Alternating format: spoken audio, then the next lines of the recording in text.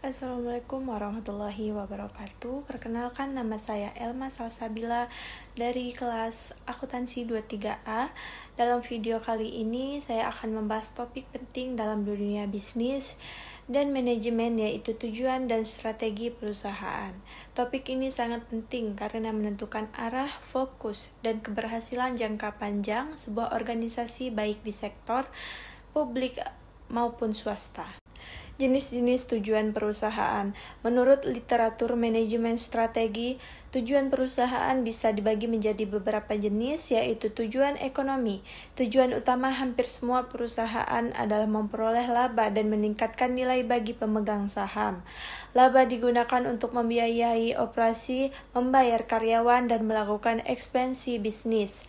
Dan yang kedua yaitu tujuan sosial. Perusahaan juga bertanggung jawab terhadap masyarakat dan lingkungan sekitarnya. Contohnya, program CSR menciptakan lapangan kerja dan memproduksi barang yang bermanfaat bagi konsumen. Yang ketiga yaitu tujuan operasional, berhubungan dengan peningkatan efisiensi, kualitas produk dan pelayanan pelanggan. Misalnya perusahaan otomotif menargetkan waktu produksi lebih cepat dan tingkat cacat produksi lebih rendah. Pengertian tujuan perusahaan. Secara umum, tujuan perusahaan adalah hasil akhir yang ingin dicapai oleh organisasi dalam jangka waktu tertentu. Menurut Robin, 2018, tujuan perusahaan merupakan pedoman bagi manajer dan membuat keputusan dan menilai keberhasilan organisasi. Tujuan bukan hanya sekedar ingin untung, tetapi mencakup aspek ekonomi, sosial, dan lingkungan agar perusahaan bisa bertahan dan berkembang secara berkelanjutan. Contoh sederhana yaitu perusahaan seperti Unilever memiliki tujuan menciptakan kehidupan berkelanjutan, sementara Bank Indonesia memiliki tujuan menjaga kestabilan nilai rupiah dan sistem keuangan nasional. Jadi setiap organisasi pasti memiliki arah yang jelas sesuai bidang dan nilai yang dipegangnya. Jenis-jenis tujuan perusahaan. Menurut literatur manajemen strategi, tujuan perusahaan bisa dibagi menjadi beberapa jenis, yaitu tujuan ekonomi. Tujuan utama hampir semua perusahaan dalam memperoleh laba dan meningkatkan nilai bagi pemegang saham. Laba digunakan untuk membiayai operasi, membayar karyawan, dan melakukan ekspansi bisnis. Dan yang kedua yaitu tujuan sosial. Perusahaan juga bertanggung jawab terhadap masyarakat dan lingkungan sekitarnya. Contohnya program CSR menciptakan lapangan kerja dan memproduksi barang yang bermanfaat bagi konsumen. Yang ketiga yaitu tujuan operasional, berhubungan dengan peningkatan efisiensi, kualitas produk, dan pelayanan pelanggan. Misalnya perusahaan otomotif menargetkan waktu produksi lebih cepat dan tingkat cacat produk lebih rendah.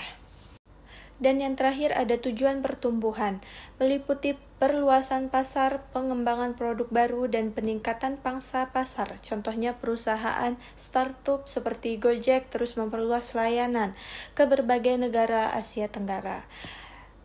Dan selanjutnya ada pengertian strategi perusahaan. Setelah mengetahui tujuannya, perusahaan perlu memiliki strategi untuk mencapainya. Menurut Michael Porter 1985, strategi perusahaan adalah rencana jangka panjang yang digunakan untuk mencapai keunggulan bersaing di pasar. Strategi bukan hanya apa yang ingin dicapai, tetapi juga bagaimana cara mencapainya. Dengan strategi yang tepat, perusahaan bisa mengoptimalkan sumber daya, menghadapi pesaing, dan beradaptasi terhadap perubahan lingkungan bisnis. Tingkatan strategi dalam perusahaan. Biasanya strategi dalam perusahaan dibagi menjadi 3 tingkatan utama. Yang pertama yaitu strategi korporat. Strategi di tingkat tertinggi berkaitan dengan arah umum perusahaan secara keseluruhan, misalnya keputusan untuk diverifikasi usaha, merger, atau ekspansi ke pasar baru. Contohnya grup Astra yang memperluas bisnisnya dari otomotif ke sektor digital dan energi terbarukan. Yang kedua yaitu strategi bisnis, berkaitan dengan cara perusahaan bersaing di industrinya. Michael Porter mengemukakan 3 strategi utama, yaitu cost leadership, menawarkan harga terendah, contoh Indomie. Yang kedua yaitu differentiation, menawarkan produk unik dan berkualitas, contohnya F. Dan yang terakhir ada fokus strategi, menargetkan segmen pasar tertentu, contohnya Rolls-Royce fokus pada pasar premium. Yang terakhir yaitu strategi fungsional. Strategi ini tingkat departemen seperti pemasaran, keuangan, SDM, dan operasional. Contohnya strategi SDM berupa pelatihan karyawan, strategi pemasaran dengan digital campaign, atau strategi produksi atau untuk meningkatkan efisiensi. Selanjutnya ada langkah-langkah penyusunan strategi. Agar strategi bisa efektif, perusahaan perlu melalui tahapan yang sistematis. Yang pertama ada analisis lingkungan internal dan eksternal, yaitu mengidentifikasi kekuatan, kelemahan, peluang, dan ancaman. Misalnya perusahaan melihat potensi pasar baru atau perubahan teknologi. Yang kedua ada perumusan strategi, menentukan tujuan jangka panjang dan cara mencapainya. Tahapan ini melibatkan pemilihan strategi yang paling sesuai dengan sumber daya dan kondisi pasar.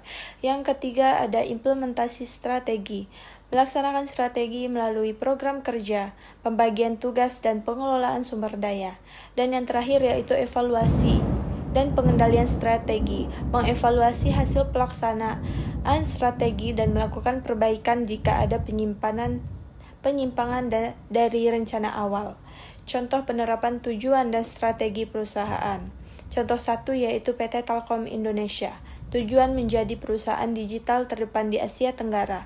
Strategi, transformasi digital melalui pengembangan layanan cloud, data center, dan AI. Hasilnya Telkom kini menjadi pemain utama dalam layanan digital business solution di Indonesia. Contoh 2, Bank Syariah Indonesia. Tujuan meningkatkan inklusi keuangan berbasis prinsip syariah. Strategi kolaborasi dengan Finnage dan pengembangan layanan mobile banking agar masyarakat lebih mudah mengakses produk syariah. Yang terakhir yaitu UMKM lokal. Tujuan meningkatkan penjualan dan mempertahankan loyalitas pelanggan. Strateginya yaitu menggunakan media sosial seperti Instagram dan TikTok untuk promosi dan meningkatkan interaksi dengan pelanggan. Yang selanjutnya ada hubungan tujuan dan strategi. Tujuan dan strategi adalah dua hal yang saling berkaitan erat. Tujuan memberikan arah, sedangkan strategi memberikan cara untuk sampai ke arah tersebut. Jika tujuan tidak jelas, strategi tidak akan efektif. Sebaliknya, jika strategi tidak tepat, tujuan juga tidak akan tercapai. Kesimpulannya yaitu tujuan perusahaan adalah arah dan hasil akhir yang ingin dicapai organisasi. Yang kedua yaitu strategi perusahaan adalah cara atau langkah jangka panjang untuk mencapai tujuan tersebut. Yang ketiga ada tujuan dan strategi yang efektif. Harus disusun berdasarkan analisis lingkungan, sumber daya, serta kemampuan organisasi. Dan yang terakhir yaitu keberhasilan strategi tergantung pada implementasi, evaluasi, dan komitmen seluruh anggota perusahaan.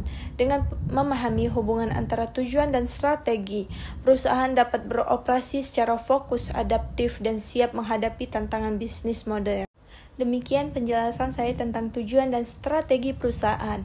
Semoga materi ini bermanfaat dan bisa menambah pemahaman kita mengenai bagaimana organisasi menetapkan arah dan strategi untuk mencapai kesuksesan jangka panjang. Terima kasih telah menyimak video saya. Saya Elma Salsabila dari kelas Akuntansi 23A. Sampai jumpa pada video pembelajaran berikutnya.